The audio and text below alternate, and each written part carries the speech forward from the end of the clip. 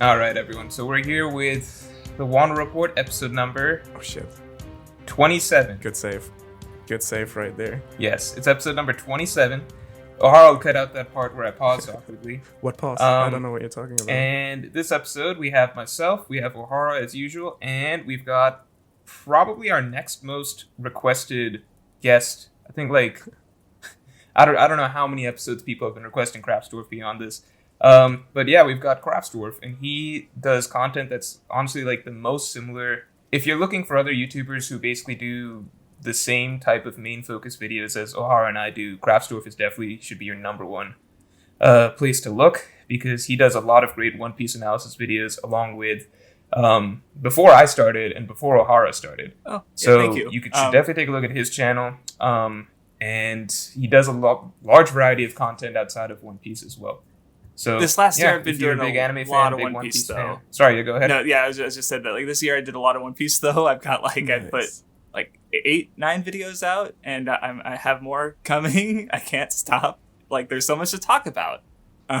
That's what's one of the great things about One Piece. There is a terrible lot to talk about. Are you going to switch to full-time One Piece YouTubing, or are you going to keep it? No, I definitely want it to be a variety. In fact, I'm trying to find ways to branch out. Like in fact, alongside doing the One Piece, like if you actually, it's my view count is really funny if you look at it, because I do have a variety of content. Like the One Piece videos usually do really well, and everything else does not. So like there's like this like One Piece rise and then something else dip and then rise and dip, and it just goes back and forth.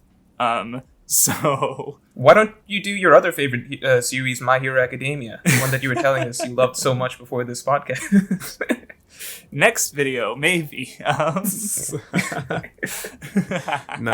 Yeah, but it's definitely a pleasure Anyway, having you on. I've been looking forward to this as well. No, nice to be on. Yeah. Great timing also. Oh, sorry, I'm hosting, No, it's fine. so I feel like I should take sort of Yeah, so much, first thing, so much pressure. I feel like I'm shit. Yeah, I so should, much. I where's forgot. my cards? Like fuck. Where's my card? so Where's big. my water? Is my mic on? Who recorded? Oh, Audacity is not recording. No, okay, we're fine. Is Audacity recording? Yeah. So, I think first thing, let's talk about the chapter. Or actually, step back. Craftsdwarf, what are your general thoughts on the flashback so far? So I gotta be transparent here. So I did watch your Odin video because I realized I have to make one myself. And well, one thing, because you say, oh, similar content, but actually one thing I was glad about is that even though we're both like, you did an Odin video and I'm going to be doing one, almost completely different things that we're talking about. So like, in fact, mostly different. But I did reread the flashback, and I think it's great. Like the only reason it's not like one of my favorites is because there hasn't been a moment that really like punched me emotionally, which is one of the things that, you know, especially like the Straw Hat flashbacks, you know, like there's just One Piece I love for the way it just hits me and makes me cry. And, you know, there's Same. And Yeah. so the Odin flashback didn't have really a lot of that, but like writing wise, it's stellar. Like there's so much going on. Like rereading it, I found a whole new things to appreciate about it. And I just think it's been really it's been great weekly. And yeah, like I said, rereading it just all at once, except for this last chapter. I read it like during the little break, with Oda being sick. Oh, are you better? Yeah. Yeah, I think a lot. You can keep some of the juicy observations you've picked up, like I guess a little tight to your chest, since I guess you've wanted to. I definitely want to say I don't know. I think I'm like things, this, but yeah, but, definitely as much as you want to share. We're not going to push you to be Well, like, all yeah. right, just Speak spill for your yourself. full I'm video. definitely- just Right read here. the ugly draft of the script live. Just do that. I'm definitely gonna push you here. I'm gonna not gonna leave before we hear everything. But overall, you enjoyed it for, I guess, what it The for flashback. what it was, right? I think I was also on the side that, like, I was hoping. Look, I mean, I'll be honest. For One Piece, I've definitely enjoyed post time skip a lot. But the one thing that I've been waiting for or looking for personally is something that hits me as hard as, let's say, Robin's flashback. Because for me personally, Robin's flashback was Robin's flashback was the most emotional peak of One Piece, in my opinion. And I always am like, anytime Oda's hitting us with a new flashback, I'm always waiting for one that kind of hits that same, I guess, emotional high for me.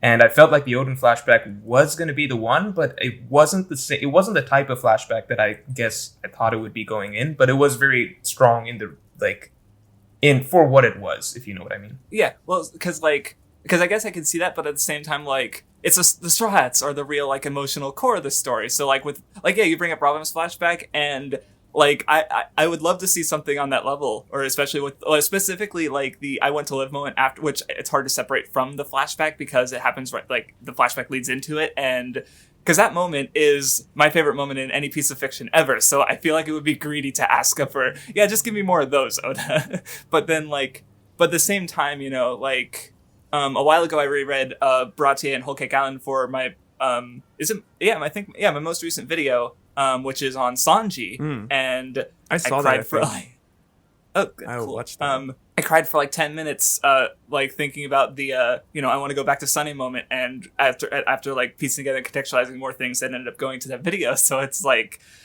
okay, I'm still getting like this is my 4th time reading Whole Cake Island. So Oh, wow. like. And it took me until the 3rd time to decide, yeah, this is my favorite arc of the entire series.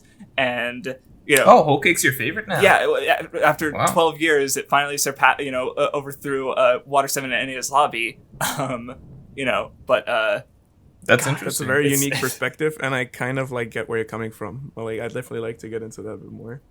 For sure. Oh, yeah, no, I love. I mean, I definitely like Whole Cake Island. It's a I think great I'd say it's my favorite of the post-time skip so far, with Wano not being, fully accounted for. Yeah, I feel like people just discredit or misdirect the purpose of the entire arc, kind of. Like, there was always this huge looming expectation that this would be basically a training arc for Sanji, like him getting better.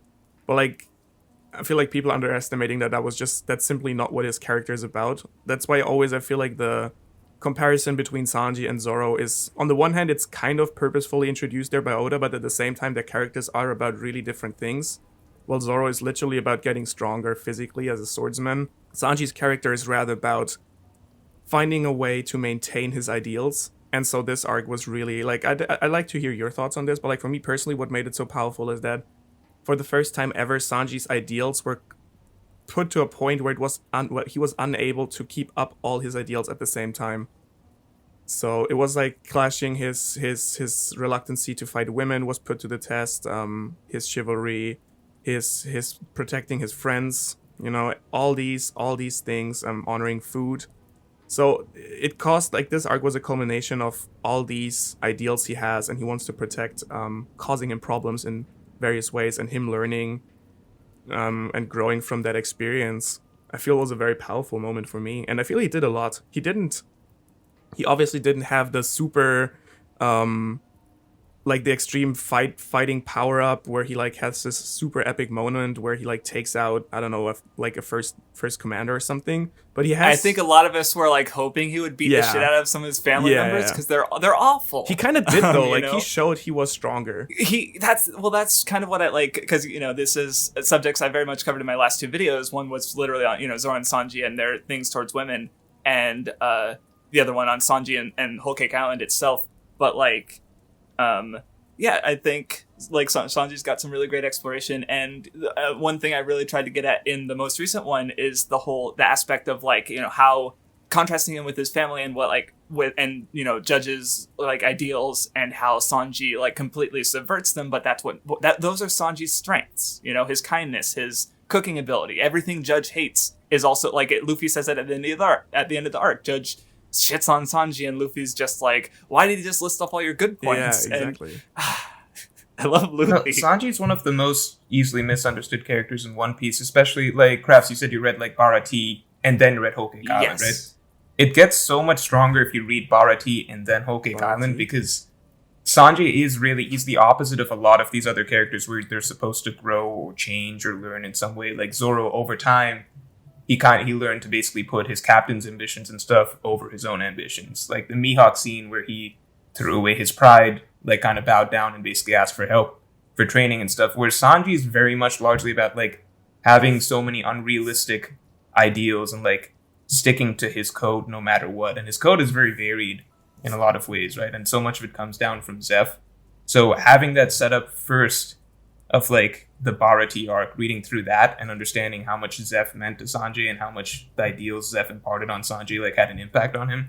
And then reading Whole Cake Island, it puts it in such a better perspective than I think if you just read Whole Cake Island and maybe if you've kind of forgotten the core of Sanji's character. The one thing that really got to me rereading Bharatier, going from the one arc to the other, was there's a moment in Bharatier where Zeph says, like, he's pissed at Sanji, he's trying to push Sanji to leave, you know, by being this hard-headed, stubborn idiot, you know, and he says, like, I regret saving your worthless life. And thinking about that line with the context of Whole Cake Island in mind, where that's the kind of thing Judge would say, like, it's just this, like, and so, like, that hurt, but at the same time, you could also compare. But obviously, the emotion, like the intent behind it, is totally different. Yeah, well, yeah, but exactly that, and but I can also I compared that moment to Sanji telling Luffy off, where you have these hard, harsh words trying to cut off a bond so that the other person can be free, but then contrasting the difference in what, like, Zeph doing it, he wants Sanji to go out and follow his dreams. Whereas Sanji's like sacrificing himself and doesn't want Luffy to, be burdened by his existence trying to save him. And like, God, like honestly, after reading those two arcs, I like Sanji's not my second favorite Straw Hat, but I'd say he's like the second most well written after Luffy. Like, I was. Well, who's your favorite? Oh, Luffy's your favorite. No, Luffy's my favorite Straw Hat, and I also think he's the most well written one. Like, I think I just think, I don't know, I like the way Luffy's like just really cleverly, like, I like the fact that, we don't really see his internal thoughts, so we have to like understand his character. And I really appreciate that aspect. And, especially the Sabaody moment, which I opened up my Luffy video on, like, it's just, God. The punch moment or the ending moment? Or the punch, probably. No, not the punch. I opened up the video because where it's basically like Luffy's whole character arc is like coming to like see the world and right. be changed by it. So it's when he runs away from Santamaru and the Pacifista, because like I point out, like, that's a very un-Luffy like thing to do. He normally, like, when he sees dangerous odds, like, he runs head on at them. He ran head on, like Lucci. He's like, he even tells him, like, what do you know about Impossible? Aokiji, he's like, yeah, this is the admiral. I'm gonna fight him anyway. Or even after Sabaody, he charges all three admirals. Like, so the Sabaody moment is very different. And I wanted, and I talk about it for like maybe 15-20 minutes. And sort of, I talk about the whole story, but I had to like explain, like, because I had to figure that out when I realized, like, why is Luffy doing something that Luffy should never do? And I don't know. Luffy's great. All the Straw Hats are great. I wish we got more of some of them, but there's more of the story to go. So I'll wait. I'll just be. Look, I've been reading One Piece weekly since 2006, so I could wait a little bit longer. For sure. We got time, but yeah, I feel like definitely maybe bringing it back to Wano a bit. I think we've talked about this before. This should definitely be an arc where so much culminates, especially after the time skip. The entire saga culminates, where I feel personally it would be a moment where every Straw Hat should have the chance to shine a little bit more. Since many of them, like, they had their fights here and then, but it was always kind of broken up and like splittered across the landscape. So I feel, I don't know what your thoughts about this are, but yeah, I personally expect some shining moments here. I hope for as much as I can get, basically, because, like, again, I love all the Straw Hats. Like, they've all been doing little things here or there. Chopper had his stuff with Olin. Robin was sneaking around. And obviously Poneglyphs, Zoro got Enma. Sanji was, he got his Germa raid suit. Like, everyone's doing stuff. Like, the stuff with Luffy in the prison is probably maybe my favorite stuff from the arc so far. Maybe I need to reread Wano at some point, because I haven't reread Wano yet. I've only read it weekly, except for the flashback, the Odin flashback, which I did for the video. But but one thing that's interesting to me about this arc, is that, like, so the video I did, it's been taken down. Beyond Blood, the familiar themes of One Piece. It's been taken down? It's been gone for a while. What? I have a mirror up with download links. I really like that one.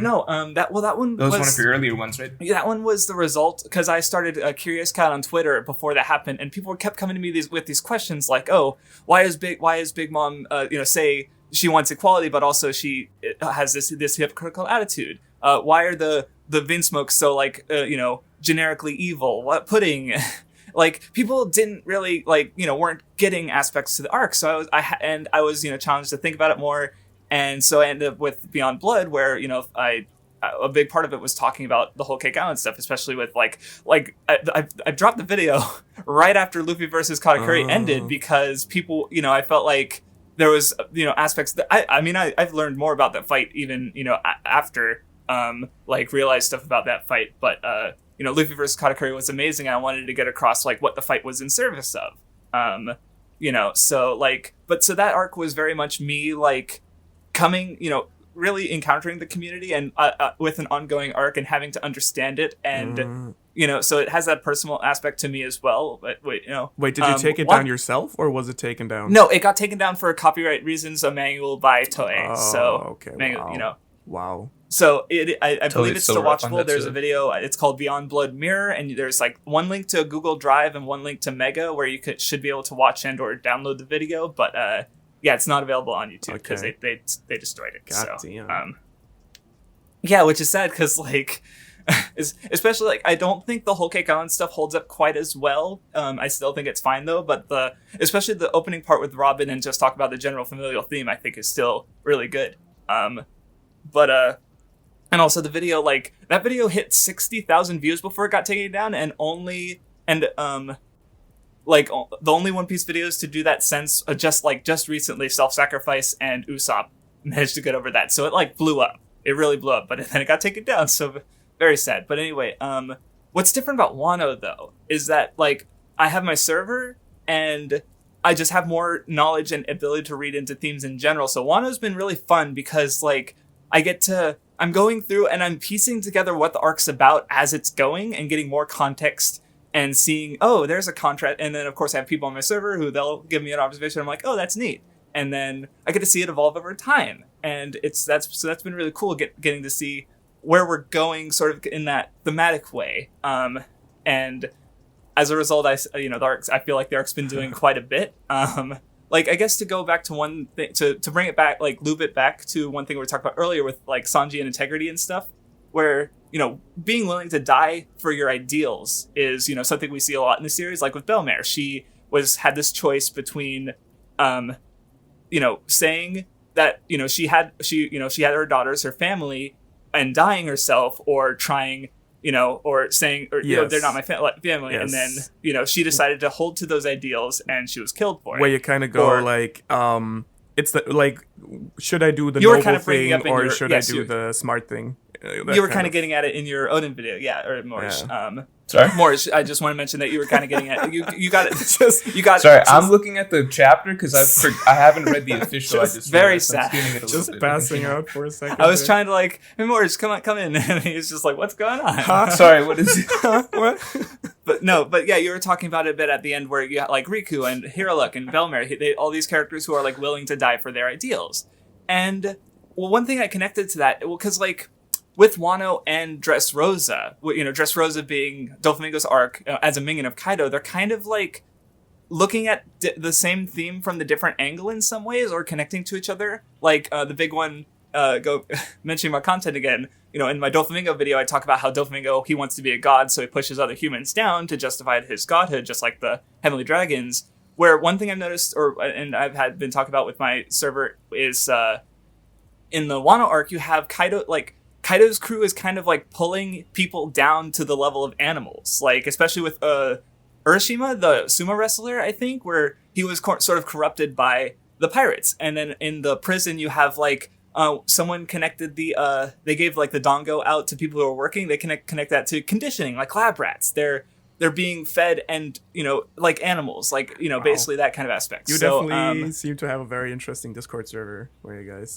get into that stuff. Yeah, no, it's, I'm surprised when they bring, cause like, I remember someone I was talking to a while ago, they were on their Twitter, they just tweeted about it and I was following them rather, but, they just noted how like Discord servers tend to reflect the people who, they're around, and like my Discord people is my Discord server is a lot of like One Piece fans and people who are interested in thematic analysis, because I do a lot of One Piece videos. Like, if you have a real investment in my content, it's probably because of something like Beyond Blood, or my Luffy video, where something about that video was like, damn, that's good. I really like One Piece. This, connects with me in some way. And I talk about themes a lot, so people who like my content probably like that. So I get other people who are interested in these aspects. So we have little, like I just rewatched Hulk 2003, and I was talking with someone in my server about what it was saying and stuff. So I can do it not just with One Piece, but other stuff too. But anyway, to go back to the integrity thing, sorry. Yeah, you're gonna say something? I just think that's really like a really interesting point in general,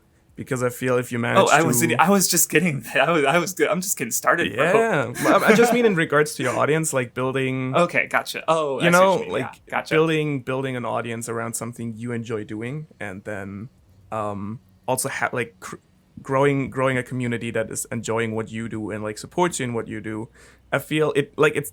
When you think about it, it sounds so normal. Like, obviously, people go to you for what you like, and then they stay.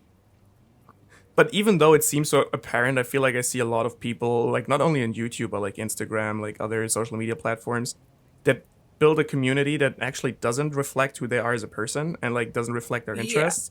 So I think... we were kind of... go ahead and finish your thought. Sorry. Yeah, no, not at all. Not at all. No, I'm happy that you're excited about it. I just think it's nice to hear that you have found this place where people like where you can interact with your community in a way that they like actually support actively your thoughts and enhance like your view on things. And I actually like quick shout out to my audience, because I do really enjoy the sort of comment section and audience that has developed under my videos as well. And I guess, like, I don't know about you, Morj, but yeah, for me, I'm definitely like I've definitely been keeping an eye on that, and like I always go through the comments. So I think it's really, really cool that you were able to build something like that. Just as a quick thought on that. No, see, the funny thing is, like, I didn't even make my server. Like, friends of mine did, and they had to like bully me, because I was like, I want a Discord server, and then they had to bully me into joining it, and then I ended up really liking it. So nice. I am the fool.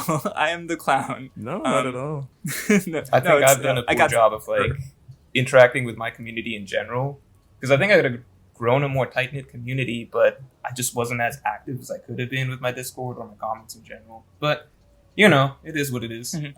Anyway, so to keep going, it's fine. I'm not even at my point yet. Oh yeah, sorry. You keep going, please. So going back to the Dressrosa, potential Wano connection is, I thought, like, because Law and Doflamingo had this line they said where they have, like, you have to have the strength to choose where you die, and I think that's interesting in regards to Kaido, because he's a character who does not have that strength. Like, he's trying to die, but he can't. He's not strong enough. Do you really feel? I wonder though. Like, the last couple of chapters have made me wonder if that is truly his ambition, or if it's not rather something that Oda is being a bit misleading about here. I don't. Well, because like I was going to bring up. Yeah, and in general, like, also, yeah. I also like Kaido in general as a character, because I feel like initially he was introduced as this, kind of like ogre-like calamity, literally, that is like this invincible being with like this big club and the horns that like tries to die, but no one can take him down. And I feel like that was what hyped up his character, similar like Big Mom was hyped up with like eating her people, quote unquote, what people thought. And I feel like the last couple of chapters, and the last couple of... I mean, I do think that portrayal still holds, because my interpretation is still that Odin left a big impact on Kaido, right? So the way Odin died did spark something in Kaido, sure. First of all, in terms of like him wanting to have a similar memorable death, but then also Odin just telling him to become stronger. So I do think that the portrayal we have of Kaido today is accurate. It's just that now I just feel that over the last couple of chapters, we was the first time we actually did get any proper characterization of his character in the first place. I feel like before the flashback, he was pretty much like, we knew he was drunk sometimes, and like sometimes he would let people live, but then he would be cruel again, and like he wanted to start a war. But I feel like the last couple of chapters, for me personally, have given a lot of characterization to, him not being this like empty, stupid, like just pack of muscle, but actually someone who has like, who's capable of like thinking complex thoughts, like planning stuff, feeling, I hope we keep going having a sense of honor. Like, that's all things I really appreciate about Kaido, I guess, is because it makes him much more interesting than just being like this big meatball that like kind of has to be taken down with as much brute force as possible. Yeah, well, like, because that's one of the things I've liked about the flashback in general, is like it's not just like introducing Odin and making him like this cool, good character, but also like, even just these last couple chapters with Kaido, he had a lot of like little interesting moments that make me, you know, I'm really excited to get to more of them, because like, you know, he's got kind of angry when Odin was like bartering like to make a deal regarding his death, and then, you know, he's praising him when he shoots him, you know, or right before he shoots him rather, and of course just this last chapter with Momonosuke. I don't know, it's interesting. So like that's just an example of something that I've been, you know, thinking about, because and wondering where it's going to go, and what is going to happen with like eventual Kaido's, you know, eventual defeat. So I don't know. It's just like that's just one of the ideas that, you know, results of you know, my discussions and thinking about it. And yeah, I don't know. It's just been really fun to go through Wano in general, and like I said, piece it together as we go. It's definitely I feel in general a big puzzle piece right now. There's still so much left to be discussed. I don't know, what was your like, Morj, what was your, like, we talked a bit about the chapter already. What was your second impression, I guess? Like now, if you have second impression of it. So I did just get to read the official, because I realized that I hadn't, which it did clear up a couple things for me. Oh, really? Because okay. It did. What did it do? Because for me, like after I read it, it cleared up basically Toki. Okay, so Toki's declaration, basically, I thought it was different initially than what it first was, which was confusing to me. But then it looked like it was pretty much the same. Kaido Momo scene, I feel like, I do think we're going to need some more information on Kaido. We're going to need a little more insight into Kaido as to understand fully why he did what he did with Momo. But it did elaborate on that dialogue with him, so it did seem more like it's a moment of, more clearly a moment of some sort of mercy or something along those lines, or understanding that like some sort of empathy or something along those lines with the fact that Momo seems to have a dream. Or just the fact that like the Inuarashi Nekomamushi scene, right? This was the one that really bothered me, and I hope that we get more elaboration on this, because now I go back and read 972, and then I go back and read this, and it feels like the incident that kind of caused the divide between them, that's already happened. I feel like it was basically their literal interaction in 972, where Nekomamushi kind of goads on Orochi and Kaido a little bit after Odin completes the trial, and then immediately after that, Orochi's kind of calling for their execution. And I think this bit of dialogue in 973 does make it a little more clear that like Inurashi's still really pissed at Nekomamushi for that. I don't know if I like that. I'm glad that that's cleared up, but I hope that that's not the extent of the incident that kind of separates them, because it just doesn't feel like a significant enough conflict or significant enough catalyst for their conflict that like it separates them for the rest of their lives. I mean, I didn't actually notice this stuff from the previous chapter, but you know, they seem to think each other is the traitor. So, you know, I don't know. I don't know if they're being literal about that though, because like that seems more like a, you know, angry like spite accusation or anything or something like that. Like it felt more so like Inurashi's getting mad that Nekomamushi he taunted them, which Inurashi I guess is interpreting led to the Orochi decision to just shoot Odin, but like. I feel like the disloyal stuff, or I bet that the spy Kaido mentioned was you stuff. I don't think that that's like their actual feelings at that moment. I don't know. That seems fair, but my usual stance is just to, you know, wait and see, because that's like, I mean, I think you did the when the whole time travel stuff happened. Didn't you do the chapter review kind of bitching about the community for freaking out over it, or am I thinking of something else? Morj. This was probably... okay, I know what you're talking about. So I agree not to jump to conclusions, right? That's definitely something that I think people do frequently. This was after that's Kaido not to say like Luffy, you're I'm pretty sure. Freaking out, yes. By the way. I didn't mean to imply that if that's what... Okay. No, you're good. But I'm just saying like this is a moment I'm a little... Okay, let me give my full thoughts on the chapter, and then maybe that'll give a little more perspective for why I'm a little... concerned with this moment. So I thought that basically by the end of this flashback, we would have a lot more insight overall, or like we would get a more prolonged breakdown of the aftermath of Odin's death. You know what I mean? So a lot of the events that happened in this chapter were actually things that we've seen before, just in panels. And then what this chapter did was kind of just put them in order for us. So whereas the night that the castle was set on fire, in my mind, the build up to that and a lot of the aftermath surrounding that, the build up to that was kind of hyped up in a way that like I thought that we were going to get a very extended dramatic sequence and kind of seeing the collapse of the scabbards, seeing basically Toki, Momo, Hiyori kind of in depth what they went through in that scene. But what we got in this was a little bit more of basically taking, as I said, like the clips of all the panels we've seen, Kawamatsu diving into the water with Hiyori, Toki, and Kinemon yelling, "We're going to the future," or something like that. Just scenes like that, a lot of that put together in one, just put together kind of like puzzle-like, so we just get to see it all back to back and not really get like a more dramatic sequence of it. So to me, I feel like I'm not knocking the chapter because I really liked the ending portion of it and I liked little bits of it. Like I definitely liked Orochi's scene. I liked Kaido's interaction with Momo. And I liked the Denjiro Kyoshiro scene a lot. But I was disappointed in the sense that like a lot of the mystique around this night of what happened with like what was the incident that caused Nekomamushi and Inuarashi to break down? Like what was it like when they first decided to go to the future? Like what happened there? I feel like we kind of just got all of that. And it wasn't anything. Also, I felt new it didn't make sense, so, right? It didn't make sense. Like, What do you mean? I still, like, even after reading the official, I still don't really get why they're mad at each other. Like, they're literally, like, just breaking. If you read 972 and then this, then it makes a little more sense because 972, Nekomamushi had, like, a line at the end of Odin's boiling, which was, like, a little throwaway taunt, which was, like, aha, we did it, or something like that, or, like, gotcha. And then right after that, Orochi's having his men pull out the gun. I mean, so I guess, but like, I don't like the concept that like they're still protecting like Odin's family and they're still supposed to protect the country, and now they're like brawling over it, kind of, Yeah, but I mean, I agree with Crafts that like it's best not to jump to conclusions sure. over certain things. I just personally wait and see. But I'm just saying, like, from my feelings of how the other things in this chapter kind of went down, I'm a little worried that like, we just got.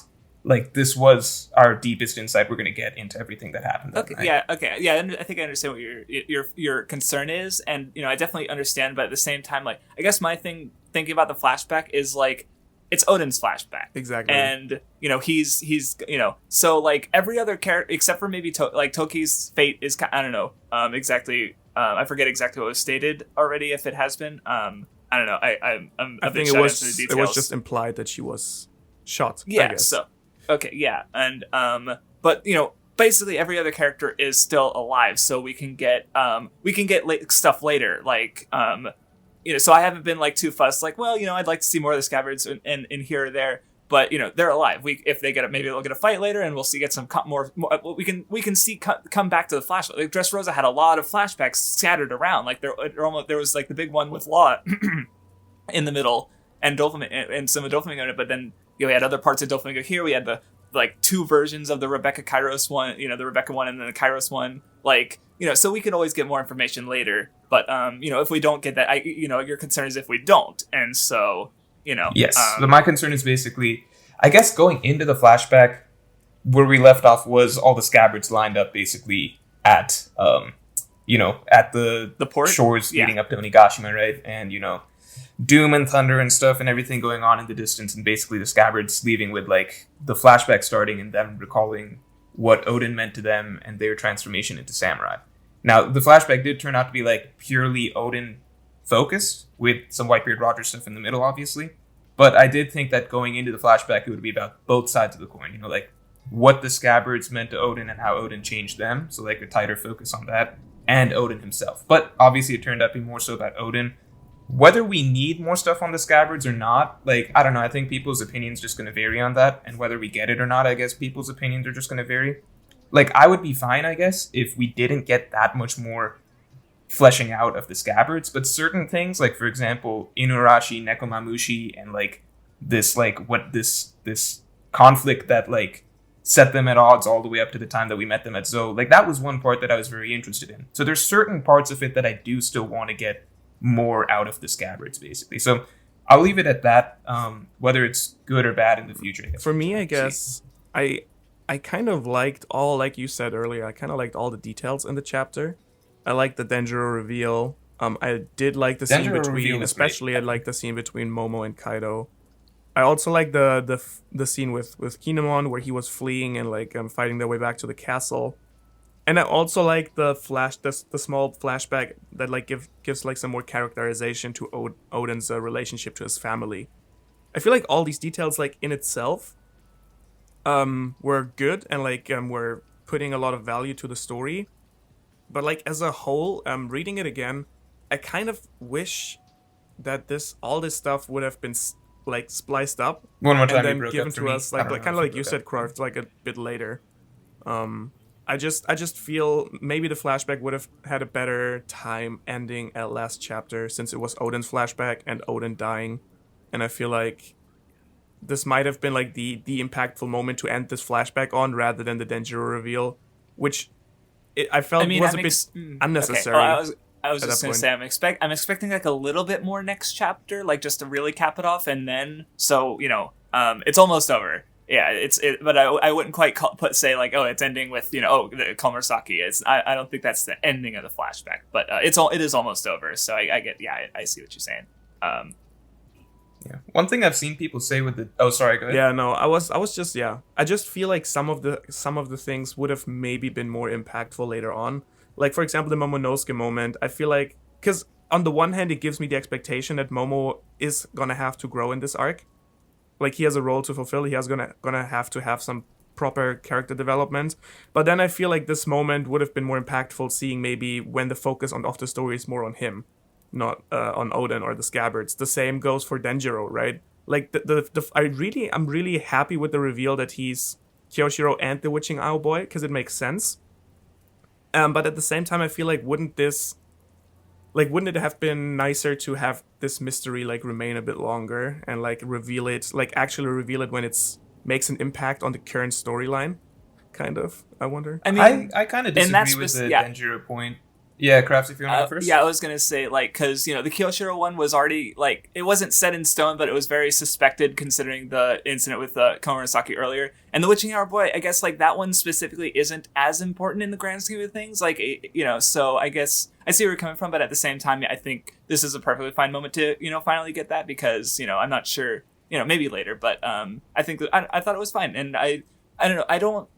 I was just like, oh, cool, this has finally been revealed, and now I can have this fully in mind when I go back and reread, because, I mean, it depends on where Oda wants to go with this, I guess. Like, it depends. But, like, I just got the feeling from this reveal that Denjiro is going to have to play a major role. Like, having worked alone inside the ranks of the anime for 20 years gave me personally the feeling that his role, like, he is going to have some immense impact on the success or failure in Wano. And so I feel like if he becomes such a like maybe he won't, and he just like has arranged something small that gives them like a small edge. But if it actually should be that he plays a major role, I personally think it might have been nicer to get that reveal that he's actually Denjiro a little bit later on when he's actually part of the storyline. Yeah, I mean, I'll just say for that, basically, like I guess on two ends. To me, I think that this was the most important point to get the Denjiro reveal, just because the idea behind like his face has literally changed. This was the one other thing that the officials cleared up. Like, this possessed by the demon of rage, that demon of anger that had disfigured my face and stuff. I think the fan translation was a little unclear on that, so I was just like, okay, it changed. But anyway, to me, the Denjiro to Kyoshiro shift, especially if you read, like Odin's backstory all in one go. If you read all of Odin's like Crafts, you just read it, for example, like Denjiro does have the most speaking time with Odin throughout the flashback.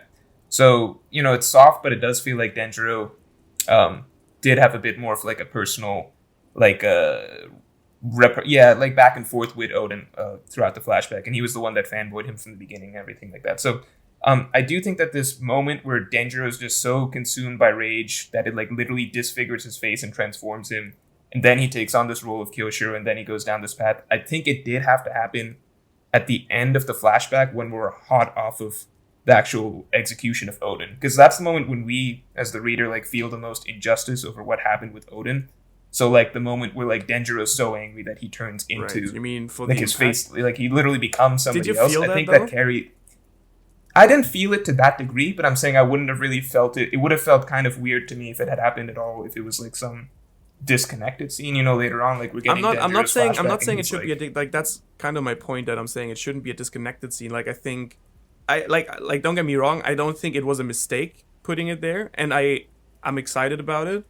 I just feel like if we get a scene where Denjiro is like the figure that like saves the day kind of at one point later in the story because he has been working from the inside.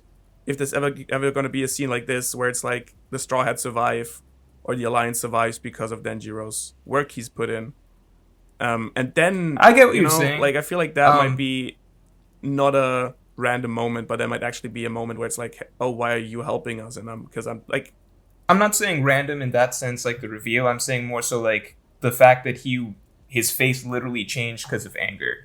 Like that moment feels like this panel where he's the panel where he's really upset, than the panel when he's coming out. I do feel like that carries more weight when it's like in the wake of Odin's actual not sacrifice, Odin's execution. You know what? I see that. I'm convinced. Yeah. So I mean that's my only point to it. But like and then the flip side being like, I don't know how big is. Look, my guess for his contribution is right now Kyoshiro is the only one of Orochi's men left in the capital city, and whatever their plan right now, I think a lot of people are guessing that their plan right now would be something like taking those air balloons and flying over to Onigashima or something. I don't know. People have some weird thoughts. People have mentioned that their bridges are still open. It looks like going back to the capital. So it seems like the Alliance is going to have to recollect at the capital. And we had like the scene with the procession where it's like this one dude looked a bit like Usopp. So I think there's also like the speculation. Yeah, I mean like the capital is open right now. So Kyoshiro is the only guy there. He's going to do something. I don't know how big it's going to be, basically. Like, Kawamatsu got them the weapons. Ashura Doji got them the ships. I feel like Kyoshiro's contribution is going to be, like, a little bigger, but not, like, crazy. I don't know. And you know what? I agree with you. I think that makes sense with the emotional impact. I do see that. And what I was going to bring up... I don't mean to be like... Yeah, no, go for it. I was just going to bring up that, next time we see Kyoshiro, like, the audience will know he's Denjiro, so, maybe the reveal could happen later, but, like, I don't know. That was just the thought I had. But I wanted to bring it back to Momonosuke, actually, because you said, like, oh, you think, he has to grow to fill Odin's shoes. I've actually been coming at it from the reverse angle, because I think Momo can never fill Odin's shoes. His shoes are too fucking big. I don't know if Luffy that's can fill part of Odin's that's shoes. part of it. Like, well, especially he's got some clown shoes. Gigantic. Yeah. Oh, you mean literally? Yeah. It's from the start of rereading the flashback, like, because right before the first bit of Odin, there's we see the scabbards and stuff, and they're like Momo's crying, and he's being told, and like the scabbards are about to go and fight Kaido and die, and leave Momo alone, and they're like, oh, Odin built everything up from nothing, so you can do it too. And I'm like, fuck, this kid is like being burdened with a lot. And I think, so what's important to note about that is I think more so than any group except for maybe the Heavenly Dragons, Wano is the place in the world that we've seen where blood has the most value. And I think considering One Piece's take on that it's definitely being criticized, because that's why we have Orochi. He's this person who, he even says like, it's a crime to be born. Like he's kind of like Ace in a sense, like a negative version of Ace, where where Ace took the hatred of being born and internalized it. Orochi's like, you know what, fuck Wano. No, and like exactly like you're saying with the Dressrosa parallel, like it's literally what happened with Rebecca. It's the same thing in reverse. Rebecca's family name was Riku, which is why she was hated all those years, and now we get the same, like Oda plants the same parallel multiple times, like Ace and Roger, Rebecca, Riku, even Luffy. And I love that like Luffy was being hounded by Chinjao for what his grandfather did, and like Oda loves that theme of sins of the father not being responsible, like not affecting who you are. Yeah, well, so, like I love that. Goes far to say like there's kind of arc with it, because first we had Vivi, and she's perfect. She's perfectly suited to be the Queen of Alabasta. Then we have like Rebecca, who's she doesn't care, and so but she's leaving it to her relatives. Where now you have like a slight slide to a worse fate with Momo, where he's expected to be his father, and he's obviously not his father, and so and I think one idea I think I've seen suggested is maybe Hiyori sort of takes it up instead, because she's older. She's more of she's that would challenge the whole like sort of sexism bit that we've sort of seen brought up once or twice with Wano, or maybe more than that. But so I guess the country not relying on blood with Momo in Momo's case might be for the best. But like I said, we'll see how it goes. But I don't know. I'm interested to see what because to me, this at chapter least, was the way I've interesting seen with Momo too, because he's or what were you gonna say? No, I'm just finish your thought. Oh, I was just gonna point because Sorry, I don't know. Didn't know if you were done yet, so I didn't know if I was cutting you off. I'm never done, so I don't mind being okay. stopped. Is there a pause, a break? It's just on Momo as well. Like basically, in my mind, Alabasta parallels Wano very heavily. Like Oda, like many arcs parallel many arcs. So I dislike when people are like, "Oh, this arc from Pre-Time Skip, it's a parallel of this arc." Like no, Oda plays a lot of the same theme. Like they build in different ways over the course of different arcs. So I could say like Alabasta to Enies Lobby to Wano actually has one progression, or Alabasta to Dressrosa to Wano has one progression. But like one thing that I think was really strong from Alabasta to Wano today was basically Luffy and Vivi's dynamic in Alabasta compared to Momo and Luffy's dynamic today. Because with Luffy and Vivi, a lot of it at the time, Luffy was not a captain at that time of Alabasta. No. Like there has been a soft progression throughout the series of like Luffy's role as a captain. And I think now what we're getting to really more so is like Luffy the king, like Luffy coming into his own as a king or like a leader of many people beyond this crew. But besides that, basically like Luffy learned a lot about being a leader, being a king, being a queen, etc. from Vivi over the course of like Drum to Alabasta. And like Vivi was kind of presented at that time as basically being like this model version of what a queen or a ruler should be. And now I feel like what Luffy's been showing Momo since the start of like, since literally from Zou and their interaction on Zou was basically like Luffy giving Momo an example of basically what a leader should You're look right. like. I hadn't saw that thought there about it like that. and at the Udon prison mine scene, to be honest. No, that's good because that was kind of what my growing up video was about. We're pointing out how like the first half of the Grand Line has the Straw Hats as children going into the world and fighting against adults, but the New World has been the Straw Hats as children who have more grown into adults going up against adults who were stunted as children. Like we didn't see what any villain really was like as a kid until like Doflamingo and Baby 5, I think, or maybe Hody, but even so that was kind of what that video is about. And yeah, so I'm expecting like Orochi, we saw him as a youngster.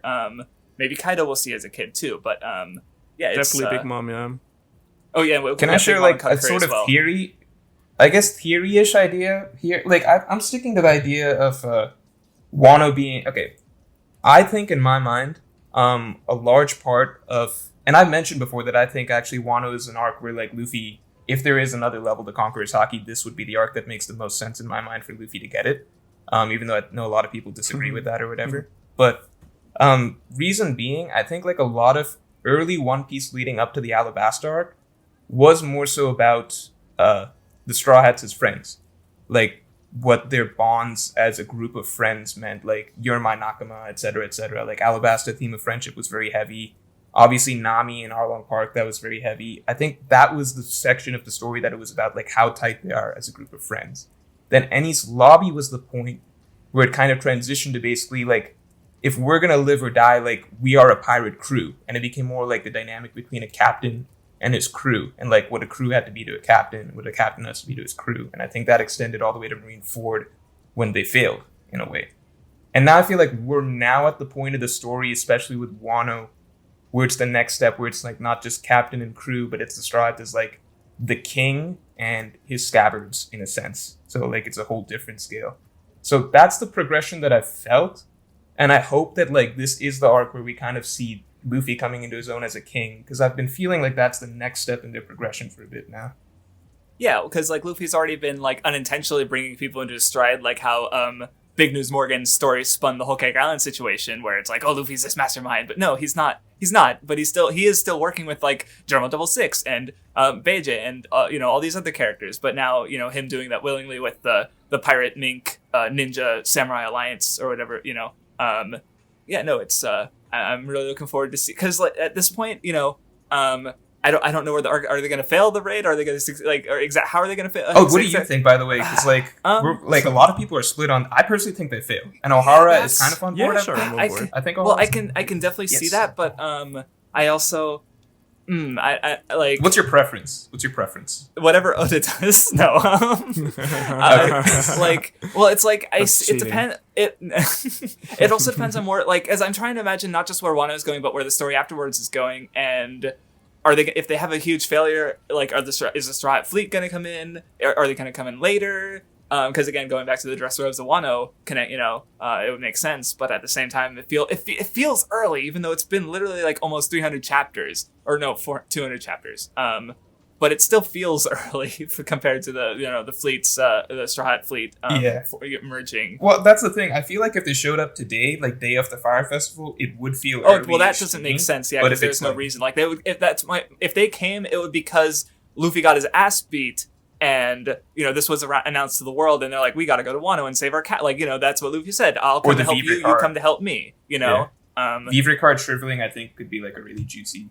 I mean, it would just, like, for me personally, it would just make so much more sense to have Wano be split into these two parts. Where the first one is, like, going at the Wano internal conflict that has been brewing right now, with basically the two Yonko, and then the Alliance going head-to-head. And that kind of, in one way or the other, either by like the Alliance failing or just the fight like being disturbed, like this conflict not being resolved in the end, and then there being a second larger scale conflict in Wano where there's third parties coming in as the Marines, as maybe some of the warlords, the revolutionaries, whoever. Like, I see it rather split up. I think the theory I saw was Smoker, because Vegapunk's supposed to be involved, and where was Smoker heading last? Vegapunk. So, that would be, and he's the Marine who goes, who's going to be a Straw Hat, if you ask Morj. I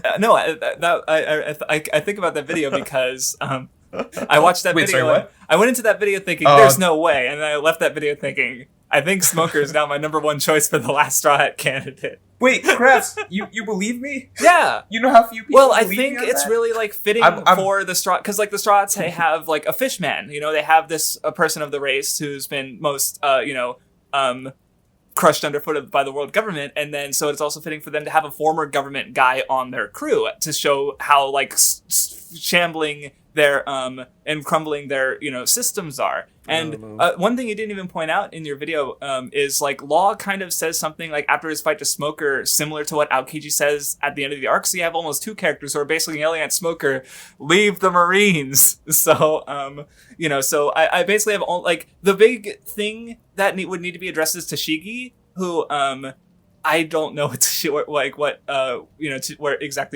Tashigi is going to have in the story. So that's, like, the only, like, aspect to your theory that definitely needs to be resolved. Maybe Tashigi dying will be like the trigger for.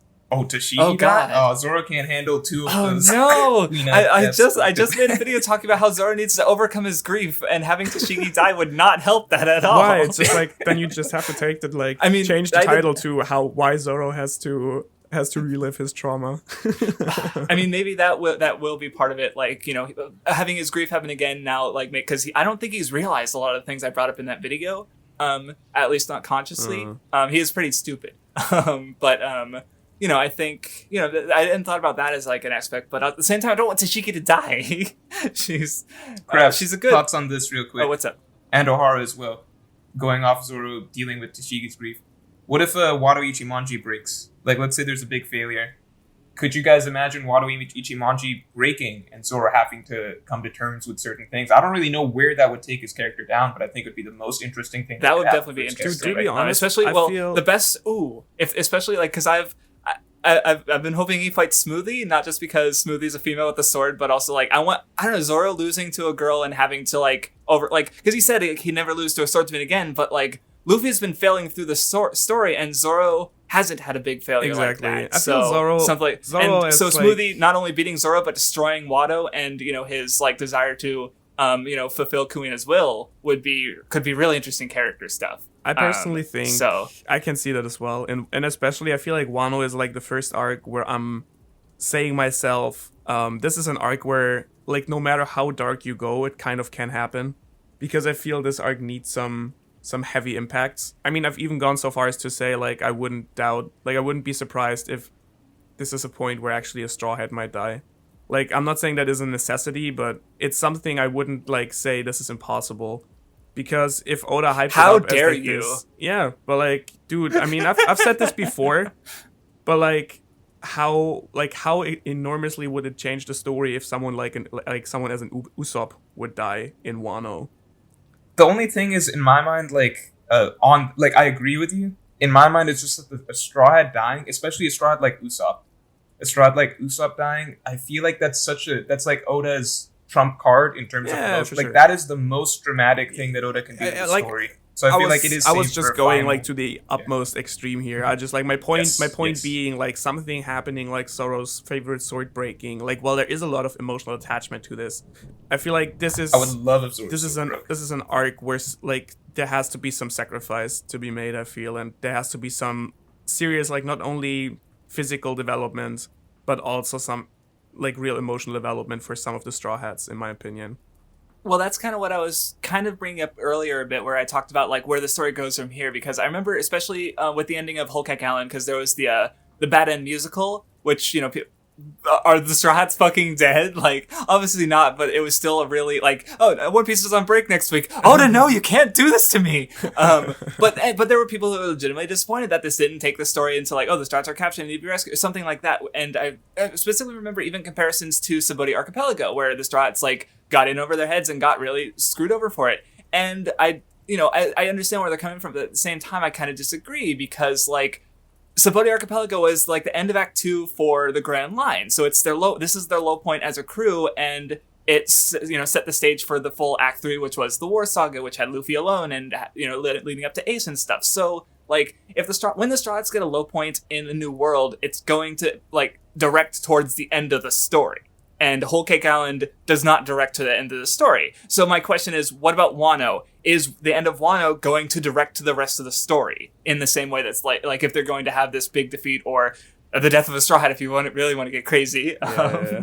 I do. Let's go crazy. I would never forgive Oda. No, I don't know. I would like never. God. No one would. But like, imagine just like how mad like people saying like, oh fuck, I'm gonna drop One Piece and shit if that happened. But at the same time, like, how crazily would that like set the stakes for the end game? Like, I don't want it to happen, and it would like, I would like be fucking devastated about it. It's hard to imagine, because the Straw Hats are so tight knit as a group. Like, yeah, no, it would literally rip a hole into like the core fabric of the story, which I feel No, I'm just saying, like, the simple, like, I agree with you guys on both points. It's kind of just that, like, Wano, the way it's built up, the scale of it so far, there does need to be a significant low point, because there's a significant low point to pretty much like any of the really strong One Piece arcs, like Luffy being beaten by Crocodile, the Straw Hats all being in a very dark place by the end of Water 7, for example, before the events of Enies Lobby and such. So like, that has to happen. It's kind of like, what's the extent of it? Even if it's something like a like, it can't be like an Ace or Whitebeard death where it's like, that's just how the story ends, right? Like, Wano's not going to end on that sort of a note. So the question, I guess, is like, how big is a Straw? Like, that's why I kind of defer to Law's death as being like the sweet spot Oda could do right now, because it's a character with a similar level of significant screen time as any of the Straw Hats, and as a reader, similar connection. At least a lot of people feel that, but it wouldn't be, as you said, like breaking the fabric of the crew, or like directing us towards the end game. It would be the perfect death. I would say that Law dying would definitely be. I would be sad, but it would be kind of, at this point, I don't know. I think like the level of impact this would have would be way, way, way below a Straw Hat, in my opinion. It would be way below. Okay, I guess it gets to like personal preferences a little bit, because it's like there are certain Straw Hats who I wouldn't care. No, okay, it's complicated, right? It's complicated because we know the Straw Hats are like a special bubble in terms of like, we as the reader understand that these are like the core characters of the story. Like, as a craftsdwarf said earlier, like, they're the emotional center of the story, emotional core of the story. So, like, we understand that they exist in a certain sort of bubble, and they're the ones who have to succeed at the end of the story, and everybody else is peripheral. But Law has at least gotten enough focus that we could care about him as a character similar to someone like an Ace, I would say. Probably, like, Ace is probably the closest comparison. So, you know, it's not going to be a Straw Hat this arc, I feel. No, probably not. I think if it's a Straw Hat, it wouldn't happen at the low point of the arc. It would be like, where it happened at the low point of at the very end. But like, then the end of the arc is a big failure. But then we are talking about like Oda saying, like Wano, like we are approaching like this war that is going to make Marineford look small, and then Marineford had a white beard and an ace dying. So I'm like, well, like obviously, like maybe he's just talking about scale, but if you want to like really down Marineford, you have to give it the emotional component as well, in my opinion. But you can have similar. It's just different. Like for example, I think Eni's Lobby, for me personally, is the most hard-hitting emotional arc of One Piece. And like that has, it's not necessarily like it's different, but like you know what I mean, I guess. Sure. But I see that stance. For sure. Yeah, I mean, I'm curious. Do we want to do questions, or do we want to keep talking about? No, sure, we can. Perhaps do you have any we have a lot of things you want to questions, get off? so we can definitely, and like since we usually, I think we told you earlier, Dwarf, like we we usually can move on to questions. So yeah, I think we've. Short. Yeah. I don't know how long you usually keep the episodes, so of the anywhere. Wano Report. We don't have a time limit. We're open end. We are explicit and open end. Let's see. You want to start picking, Morj?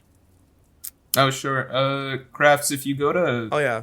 I guess you follow Ohara by any chance? No, I retweeted the tweet, so I have it. Oh, okay. So you got it in your thing. Did you, Morj? No. Did questions. you retweet the tweet? Questions. I don't think you did. Did I? do not. I think you did I not always retweet I the always, tweet. retweet the tweet. I think I might have this time. Can't I'm believe not you. sure. And you guys are friends. How can you call each other friends if you don't retweet each other's tweets? It's more of a business relationship at this point. No, Krabs, I'm asking basically if you can see the recent tweet, the questions, please. Yeah, he You retweeted that one. also. Okay. Yo, So I Kraft, guess do I'll you wanna pick like what first. do you feel about making a podcast together? Like I have an idea. Cool. Dumping more, I see. I gotcha. Shoot. Sorry, I'm just looking at I don't have a questions. good question. Yeah. Do you guys have a good question? Well, some like Big Dog Anime says, "Ohara, you handsome devil." So thank you. You're still to the people. You're still just a fox mask, right? Yeah. Like, Well, they have haven't a seen- feeling. they've got a feeling. I will say, they're not far off. That helps. Thank you. Shoot, do I have to You're pick a making me question? blush. Do you guys have any good questions? Like anything stand out to you? I'm looking. I have this question and I don't understand it, so I guess I'm gonna ask you for clarification if you get it. How do you think Dindero will join up with the others? I don't understand this question. Wait. Did you say Oh, Din- does he mean Denjiro? Okay. Okay. Yeah. That's what I assume, because I'm assuming Definitely. he's just saying, like, how is he gonna get it, join, like, oh, I'm not Kyoshiro, I'm Denjiro, like, align with the others, I guess is what is how that's gonna happen. I guess we kind of already talked about that, or at least, like, the idea that, if they're gonna converge in the capital, like, he's already on their side, so. But dude, Dindero might be like the that is- Maybe it's another. the alter ego. that goes like that way. I mean, he put in parentheses like horribly misspelled, but like this is not even horribly misspelled. This is just lazy. This is just using letters that like closely resemble kind of the original word. But I appreciate that. These are the kind of questions people want to hear answered on Yes, the Wano that is the Report. kind of like since we have this intellectual power combined here of like Morj and Craftsdwarf, I thought like I'd like start with these questions just so we can answer this. Someone asked, is Berserk better than One Piece? Which aspects are better / weaker? I'm going to quickly give an answer to that. They're different. They're very, very different. They're like extremely different stories. The things that I value about One Piece does better. The things that I value about Berserk does better. That's what I read Berserk. I haven't read a Berserk chapter in like 3 or 4 years now, so. Ohara's not cut up, so please don't I spoil like Berserk, anything in but that sense.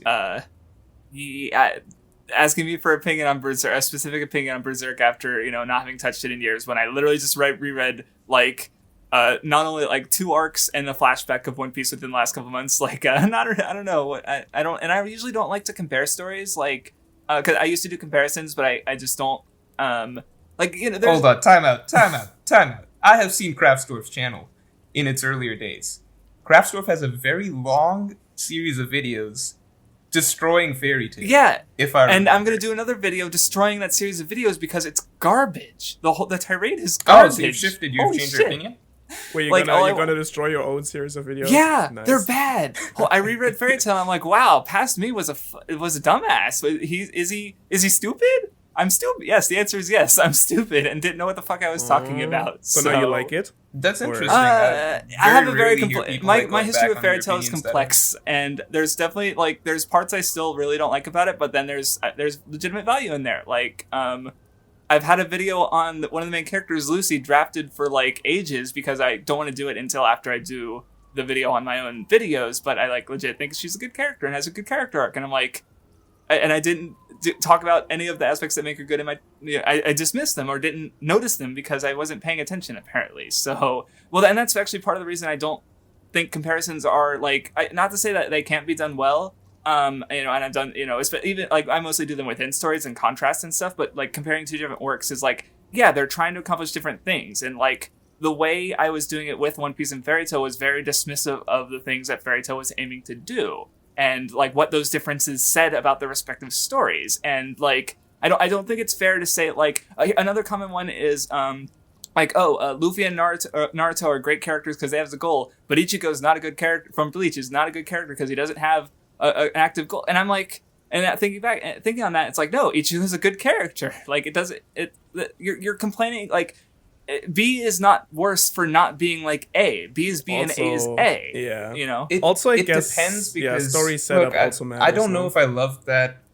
I feel like that's a very wholesome perspective to have, and it gives every series a fair chance. But then at the same time, you can evaluate a series for being like, well, I don't think you can look at every series and being like, well, you can't compare apples and oranges, but you can look at something being like, well, B is trying to be B, but is it doing a good job at what it's setting out to do? You know I think Bleach is good, and I'm going to reread it this year and start doing videos on it because I think it's amazing in some aspects. So, but that's I get what you're saying. Like, yeah, there's definitely ways series can fail. I think it's more about like having a good set of like standards and integrity about it, rather than like comparing things to other things arbitrarily. Like, I'm also deeply convinced that like some series are better comparable than others depending on their premise. Like if your story has a very similar premise, then maybe you can compare how characters are created, how power systems and how story world is created. But if the premise of your story is fundamentally different, then complaining about like these certain traits doesn't make sense because it doesn't.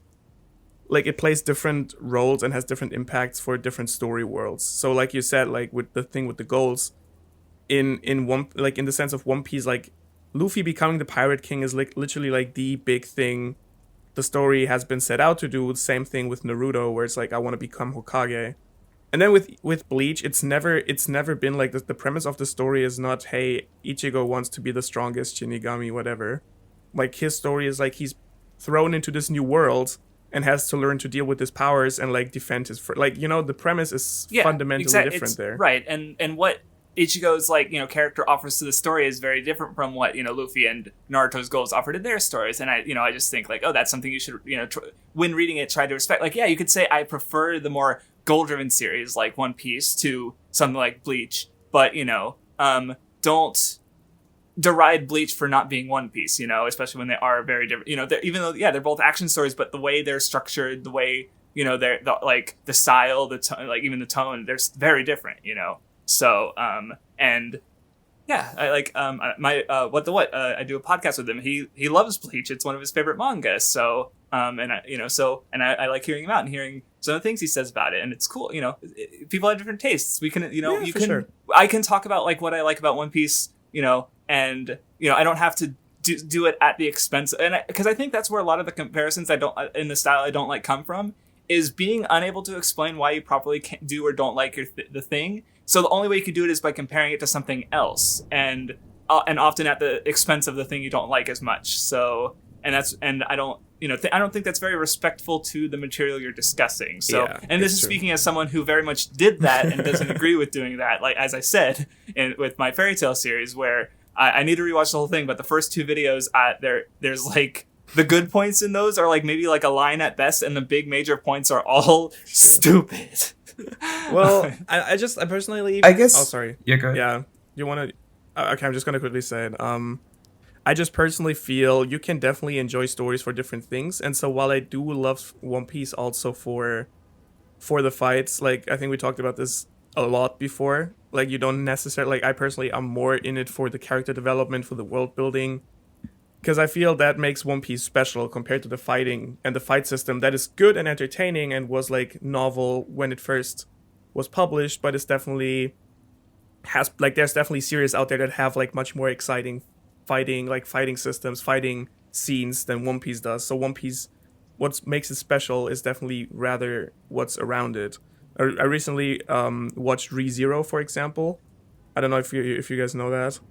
I watched it fairly recently myself. I know it's a very popular series. So just, like, there's also no concept there of, like, having a goal or becoming stronger. It's just, like, this animated, like, with a very dark tone, makes fun of the entire isekai genre, kind of. But, like, having the main character, like, die and suffer, like, how a real person kind of would if you were to just be thrown into, like, a medieval world.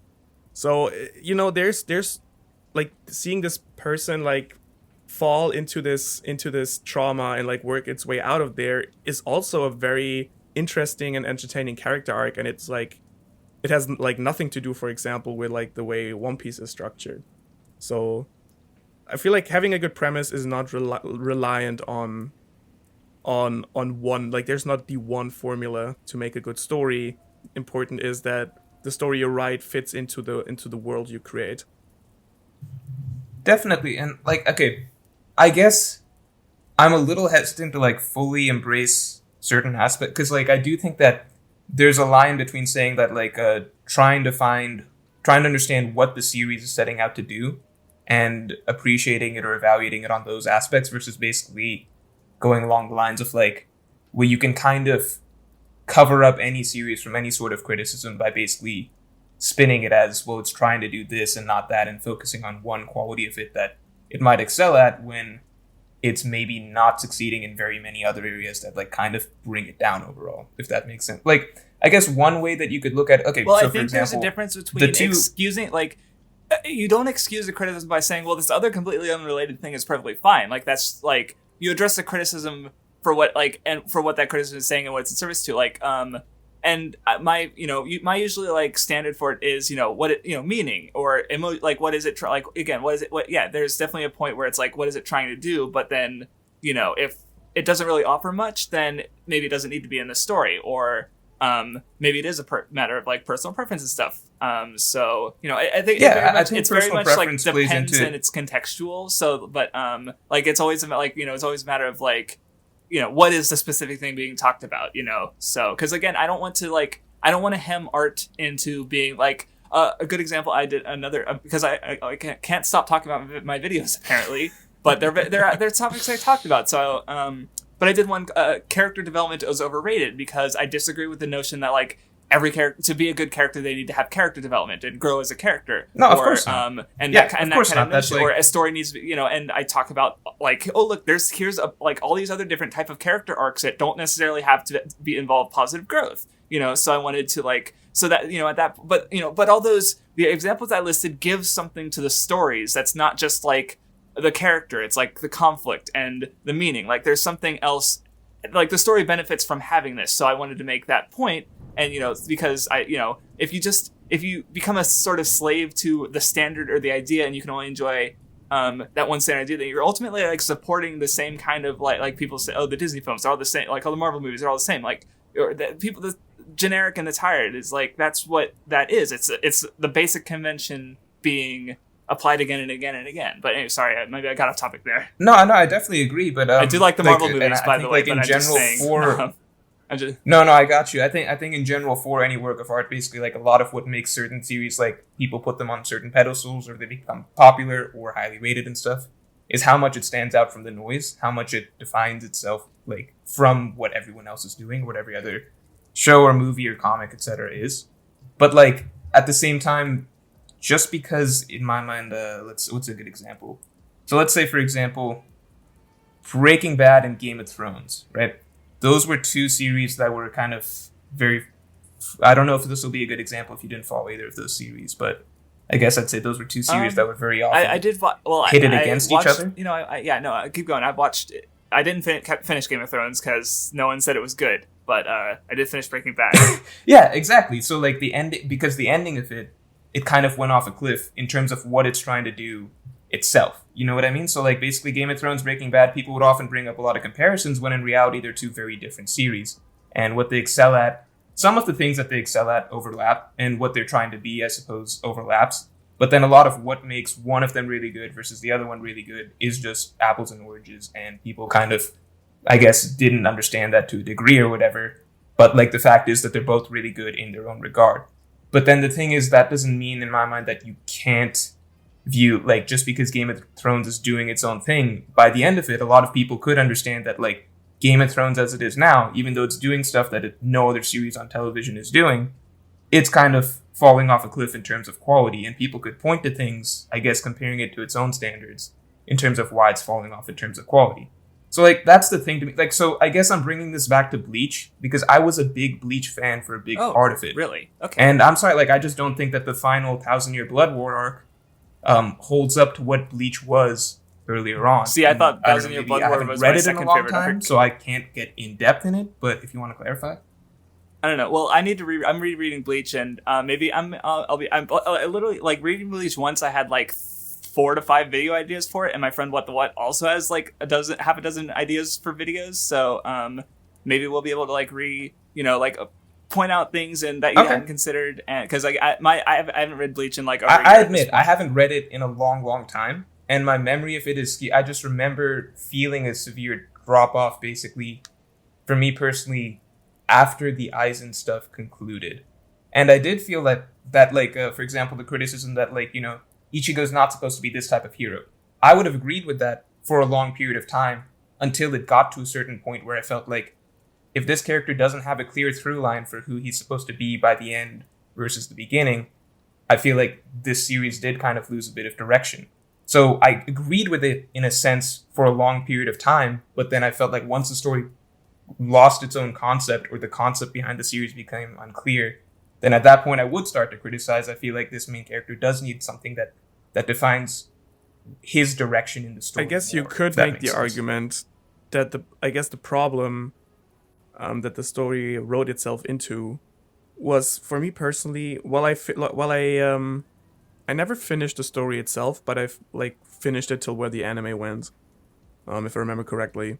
And the thing I saw is that, like, the story, Ichigo had a full character development arc till the end of the first arc, the Soul Society arc. I feel like that was a point where you could say, okay, if this was just a short story, this would make sense because he has this adventure and he learns, you know, to grow from this, and it kind of had like a cohesiveness into it. I felt what came after obviously gave it a bigger picture and everything. But I guess that might be an unfair comparison because it's been really literally forever since I read that story and I haven't reread it.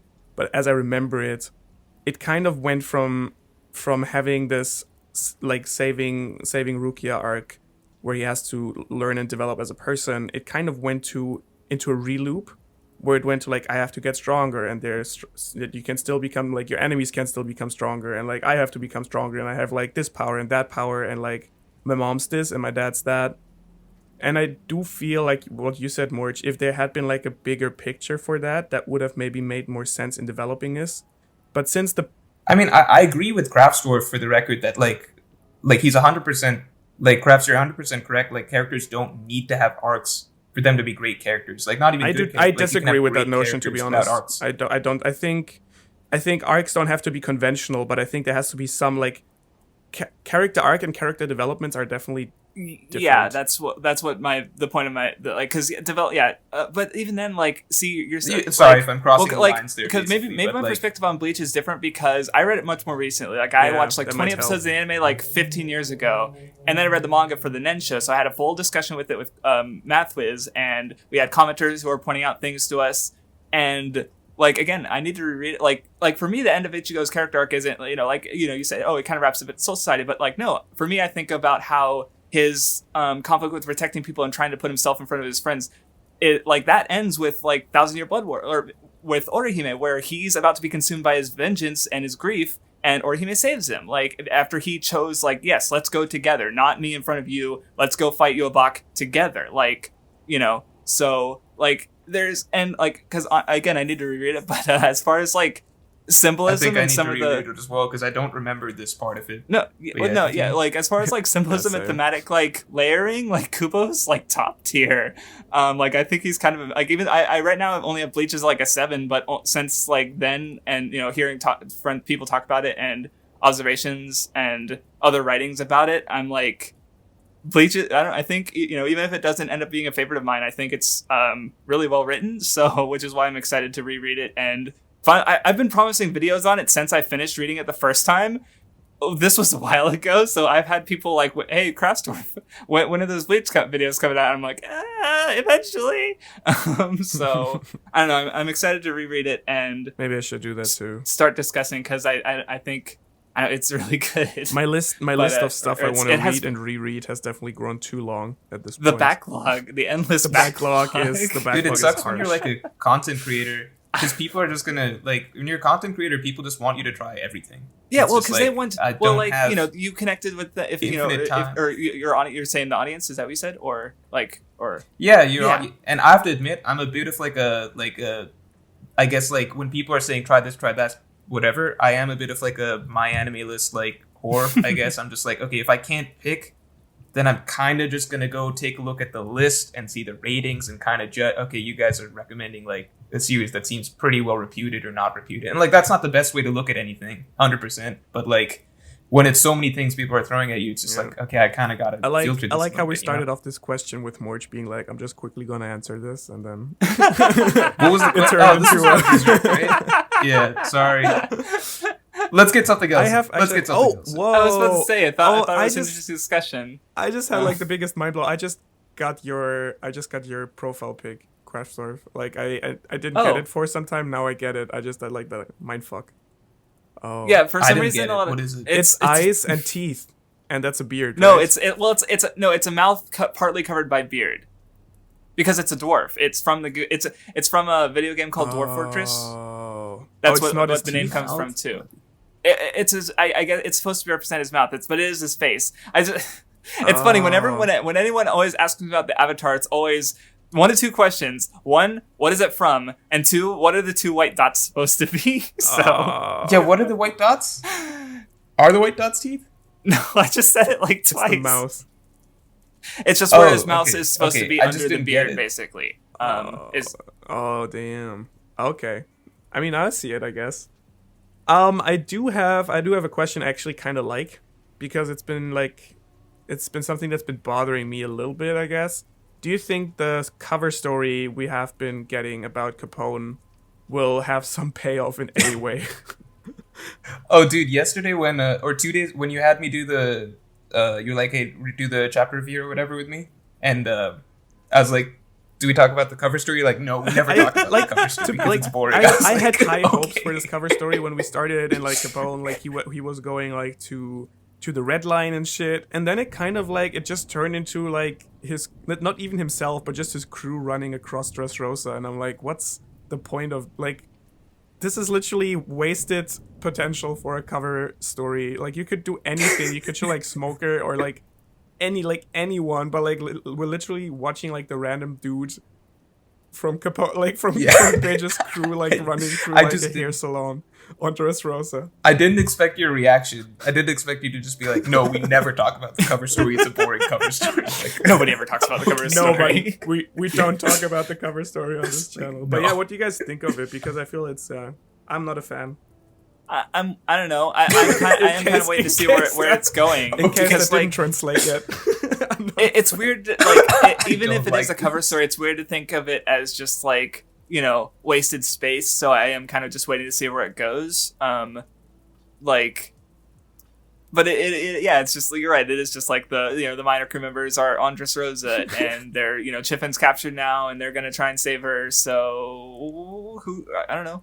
I don't get the timing of it. Like, it's so. I think Beige has got to go back to Wano. I think it's is during my Reverie, opinion. so half the royal families or most of the royals are all gone. But Yeah, I just think it has to send Beige back to Wano is what it has to. My hope is that Oda is making it really long because it will lead to some sort of great like remember that Jinbei cover story that ended with the poneglyphs?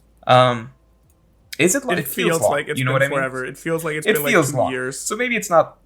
Yeah. So I mean, like I think when it's a cover story that's not as inherently engaging, I think Oda will hit us with at least something particularly interesting towards the end of it to kind of make us feel like, oh, that was actually really a cool way to like have it come full circle or something like the Jinbei cover story to me where he found the but at least like that's the best at least like it doesn't even have to be engaging. Like you can have like small cover stories like showing like I don't know what like anyone is doing that we actually care about.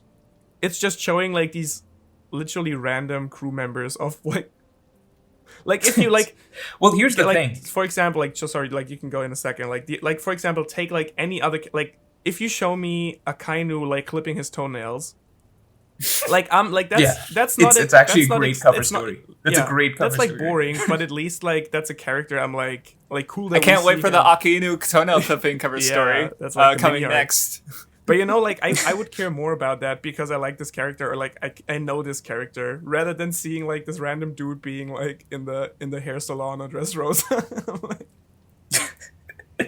Well, dude, the standards for cover stories have unfortunately gone up a lot over the course. Like back in the day, like Gedatsu opening up a spring with Koza's dad was a full-on cover story, and people just had to deal with it. They dealt with it for like I guess, I'd 2 still years say the something. weakest They're one is like guess, the Ace one, just because like it kind of like you just remove it and nothing, or like at least like the Garasu one, like. But the thing is, I think, and at least it kind of like aspects to it, like you can see like oh he, because like one thing I kind of talk about in my Luffy video is about how like with the cover stories in particular you see like because there's antagonists who we see again and there's antagonists who are just gone from the entire story, and because one of the messages of One Piece is you keep trying. And so, like, even Garasu, he kept trying. He succeeded at a goal. He gathered people around him. He's like, I think, Luffy's ability to gather people behind him is something anyone can do in theory. And the Garasu cover story, as like you said, just had to deal with it. But at least I'm not gonna rank it among one of my favorites. But at least I'm like, it still has that idea in it, even though it's just like this goofy cover story where he's beating up a mole and a monkey. Look at this! What the fuck is this? It's just this random guy with the machine gun shooting at the marine ship. It's like that's what it feels like right now. But that marine ship has Sengoku inside of, I don't know. I'm wondering if maybe there is a notable marine that will like because like the Caribou one, we see him like that was a good one because he connected to this like grandma and he overthrew. Actually, now that I look at it, there's someone in the cage there. Maybe that's. Well, Chiffon was captured by the Marines. The Caribou is that Chiffon? Like they're trying to save they're a family, and so I guess there's that. Wow, they're like you're trying. Yeah, some are better for like. Right now. I'm trying. Some like are better family, for like and family characters is an like important Kobe, theme in the One Kobe Piece. helmet. Like no, I'm not gonna say obviously this is like this is like I'm not gonna I don't know. It's just like Capone is fine. Like I like what they got on like Whole Cake Island. I'm not gonna say this cover story is like changing my thought. Like changing my thoughts on the characters or anything. Like it's just kind of happening right now. Yeah, it's like, and like, but like I mean, my complaint is less. I guess I'm less complaining about this cover story taking place because I definitely do think like Capone is an interesting character. He might be important for the Straw Hats again, and like this, I'm expecting this cover story to have a payoff. So don't get me wrong. Like what I'm so annoyed by is the pace that this cover story has reached on Dressrosa. It's like.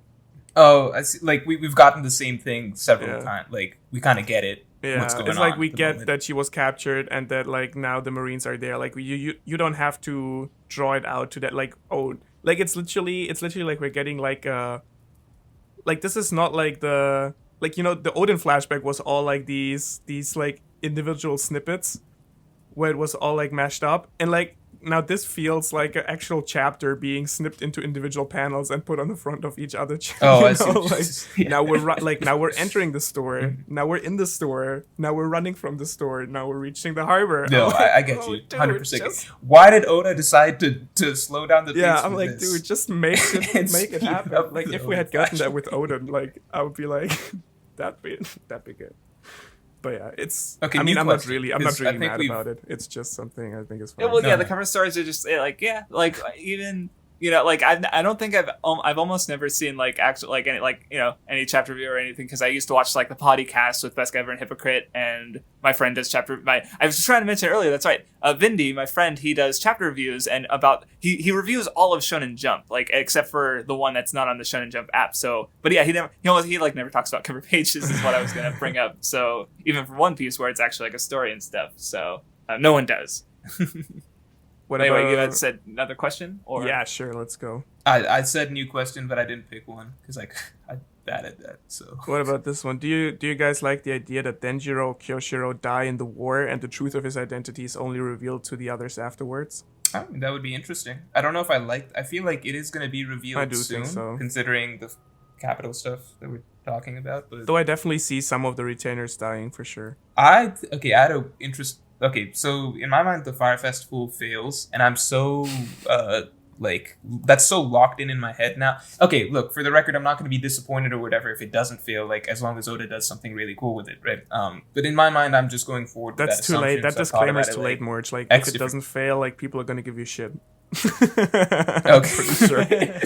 Look, okay, I've just thought about X different ways or whatever. I'm just like, okay, so Zoro's sword could break. Maybe that happens. Maybe Law dies, stuff like that. I've had a thought where what if literally every scabbard is killed during that fire festival? shit. Jesus Christ. Like, I don't know. Well, That's...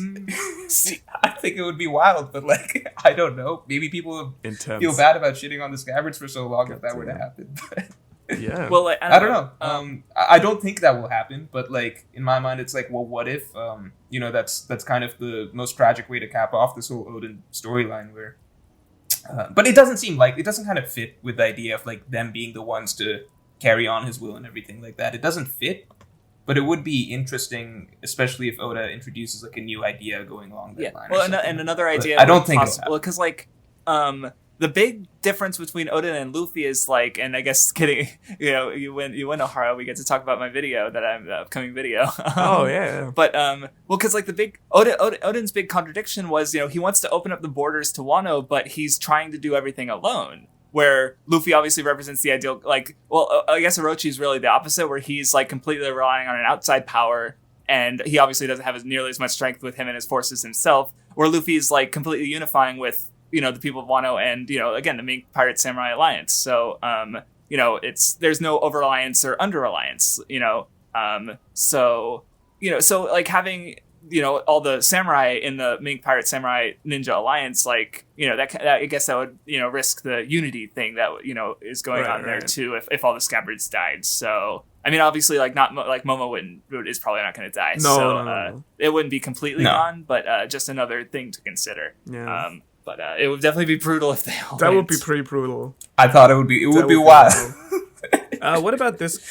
It would be wild. Okay, I mean, like, no matter what, it's going to be done through allied efforts at the end of the day. The only way I could sort of spin it or justify it in my head, like, for it to mean something, if the scabbards were to die, if the Fire Festival ends in failure, would basically be, I guess, along the lines of Odin and the scabbards failing because it was done in a disjointed manner, if that makes sense. Whereas Luffy and the Strat succeeding because they were able to do it together.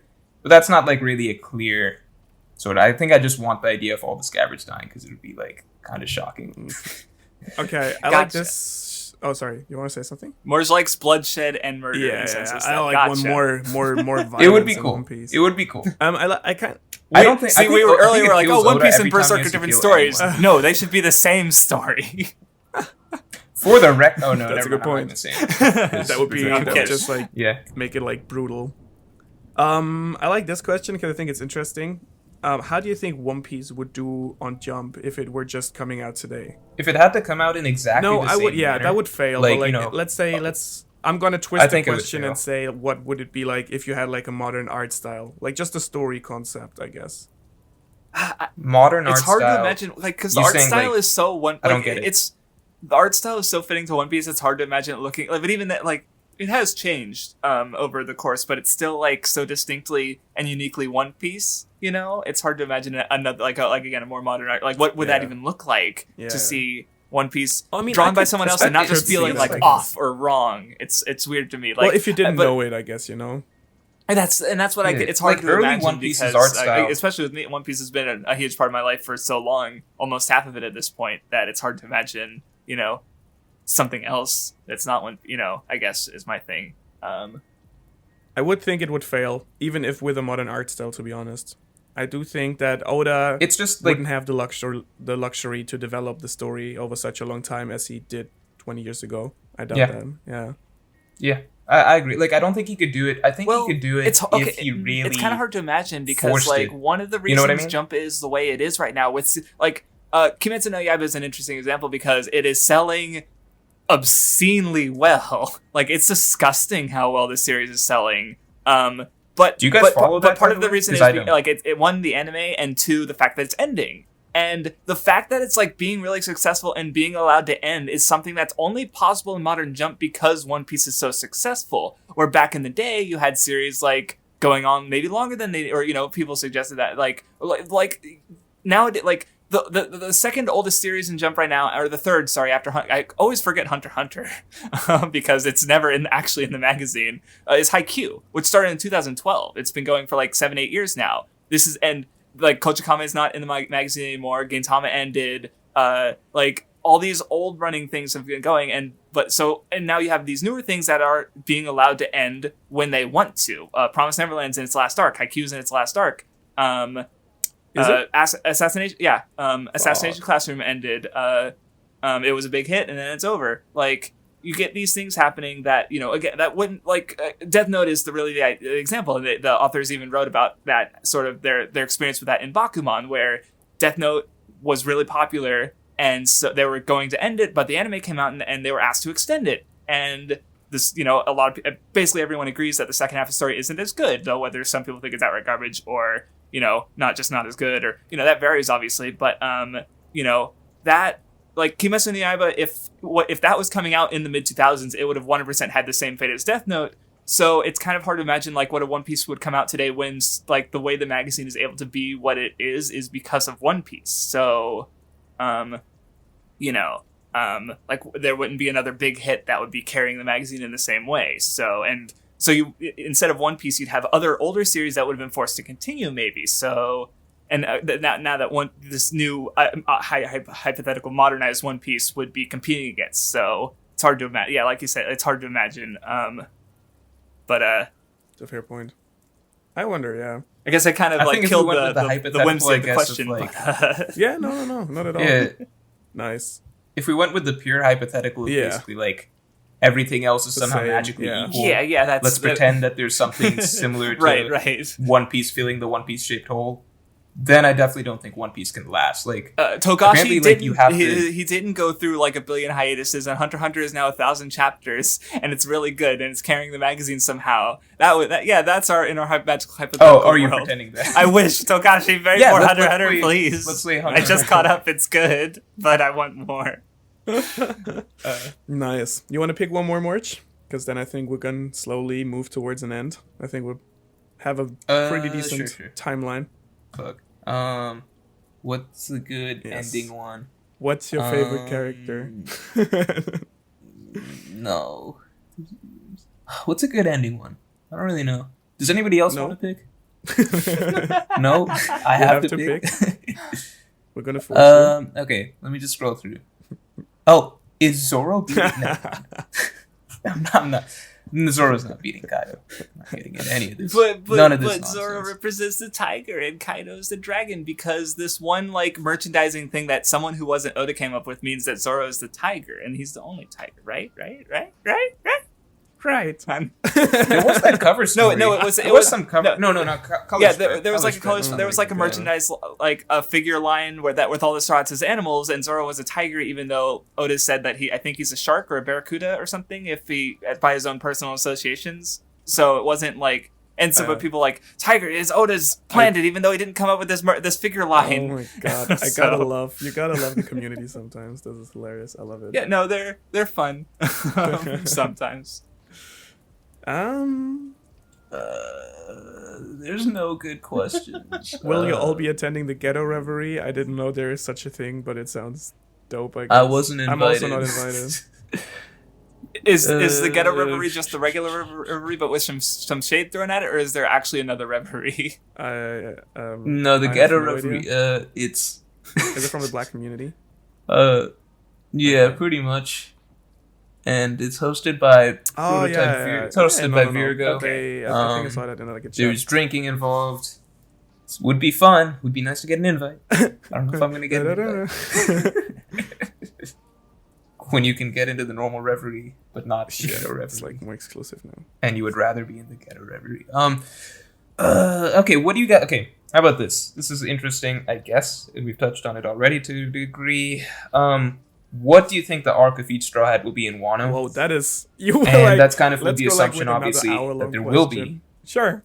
Let's do Yeah, it. okay, fine. We don't Let's have to do do that. Oh, how about this? That's fine. What do you think of Jack getting Blue Note at the start of the war by Luffy's new techniques? I'm going to leave the stage to you. I have always thought that Luffy will beat Jack because Luffy said that one day he's going to send Jack flying, and Luffy, like, pretty much delivers 100% on those statements. So I guess the timing of it is up in the air, whether it happens now and then, you know, then his showdown with Kaido, win or lose, I had or forgotten if about it's that like line. in a sort of So yeah, that seems reasonable. But rise back up. I don't know, it's hard for me to imagine a lot of the fights because there's so many moving parts. Like I don't even like. Is it going to be a strict like 1 versus 1 thing? Like as much as I'd love to see the 1-on-1 fights, it's like, it's such a big like. I don't think like with the war it wasn't really like there weren't fights like that, you know. So with Wano, it's going to be the first time we have such a major conflict where we also know all the parts so relatively well, you know, like we didn't know Whitebeard's crew. We knew like the admirals, and maybe a couple of vice. Like they're just two forces fighting,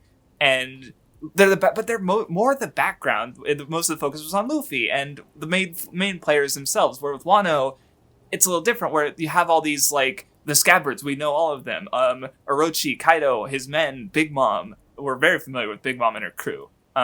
So, you know, the Straw Hats, of course. So I guess what I'm trying to say is Wano is so unlike anything we've seen in the stories. So at this point, it's like hard to imagine how the actual combat of it is going to play out. So like it's a really big scale conflict with characters we're all really familiar with. So it's hard to imagine, like, because like compare it, like Enies Lobby, like yeah, there's a bunch of Marines and stuff, and then there's the Galileo Foreman and the Frankie family. But at the end of the day, it was the Cyberbull 9 versus the Straw Hats, like this small group and this small group.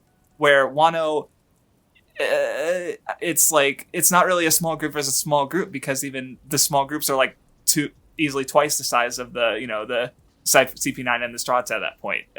So I don't know, and yeah, like who's gonna get the fights? Like, because are all the scabbards gonna get? Probably not all of them, but you know, I can see some of them getting. That's one of the reasons I think it'd be fine if the scabbards were just all killed, and then that takes 9 fights off the table. That is fair. No, okay, but then it's hard to like. I do think even that just like even before you even get to the fights, just conceptualizing Kaido and Big Mom being defeated is like, it's I could definitely see it, but at the same time, I'm just like, how? Like they're just such monsters. It's I don't know. It's I'm excited to see how it does play out. To me, that's why they can't win. I just can't see them win. I mean, like, yes, I could see them winning today just through sheer, you know, if the cavalry arrives or like multiple cavalries arrive or something along those lines. But that's part of what I think that there's just a lot more growth that needs to happen on the protagonist side, and I think that growth obviously comes from hitting a low point first. So that's again why I'm harping on. I totally see that from like a structural standpoint. But to me, like when it comes down to it for the main fight, yes, and then to me from the individual fights, like one-on-one fights, I know that One Piece isn't about the fights and stuff to a degree, but I do think it is for the Straw Hats. How do I say? Okay, so for the Straw Hats, basically 1v1s are one of the most important points in the story where Oda can just slow down and focus on one Straw Hat, and they each get a story through each fight to a degree. Like I've talked about that in like my fights video at some point, but like each fight is important for the Straw Hats. Like I think it's actually very important that this arc in particular, each Straw Hat does get a 1v1 or a 2v2 or something, but something where Oda can slow down and give us like a chapter or two that's focused on also this Straw Hat initially, like individually. So I think that's very important. I think for all the peripheral characters, and you know, Oda's given Big Mom and Kaido very large crews with plenty of interesting characters that we could see in skirmishes or being taken down by like side characters and stuff without needing to see them go down in 1v1 fights. But for the Straw Hats, I think it's like high time that we get those for them. So I think it would be inexcusable to not give the majority of the Straw Hats 1v1s in this arc. I do agree. I think that's a good note to slowly wrap it up. It's been a real pleasure having you on, Crafts. It's been a pleasure being here. Yes. Thank you. Appreciate it. You are very welcome to come back on anytime. Anytime. Just let me know, and I'll definitely. See what I can do about the schedule. Yes, that sounds good. And all right. Otherwise, make sure to Check out Crofts on his YouTube channel. Links in the description below. Also, make sure to follow the three of us on Twitter if you don't already. We take out questions from there and, in general, share useless information about our lives and our channels. And Yes. if you want to support this podcast, especially if you're listening to this on iTunes or Spotify or wherever your podcast platform of your choice, make sure to maybe come to YouTube, leave us a like, leave us a comment, share your thoughts, and maybe leave us a review on one of these platforms also. That'd be great. Otherwise, thanks so much for listening. Thanks, Morj and Craftsdwarf for joining today. It was a pleasure, as always. And yeah, we hear each other. I hear you guys. We hear each other next time. Bye. Thanks again. Bye. Goodbye.